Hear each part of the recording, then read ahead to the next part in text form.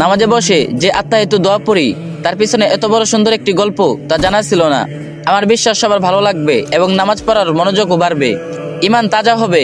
এই দোয়ার পিছনে গল্পটা জানার পর সত্যি আমার হৃদয়টা অনেক কোমল হয়ে গেছে। আত্মাহিত আসলে আল্লাহর সাথে আমাদের মহানবী সাল্লাল্লাহু আলাইহি সাল্লামের কথোপকথন একটা অংশ, যা আমাদের মহানবী সাল্লাল্লাহু আলাইহি সাল্লাম মিরাজ যাত্রার সময় হয়েছেন মহান আল্লাহর সাথে।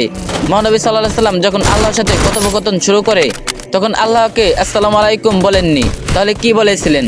কারণ আমরা মহান আল্লাহকে বলতে পারবো না আল্লাহ আপনার উপর শান্তি নাজিল হোক, কারণ আল্লাহ নিজেই একমাত্র পৃথিবীর সকল শান্তির এবং রহমতের উৎপস্থিল।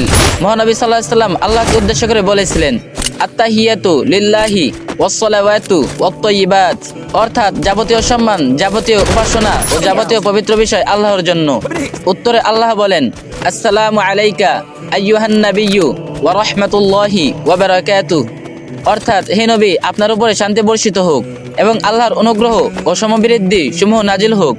এতে মহানবী সাল্লাল্লাহু আলাইহি সাল্লাম বলেন, আসসালামু আলাইনা ওয়া আলা ইবাদিল্লাহিস সালিহিন, অর্থাৎ আল্লাহর সমবৃদ্ধি শান্তি বর্ষিত হোক আমাদের উপরে ও আল্লাহর সৎ কর্মশীল বান্দাগণের উপরে।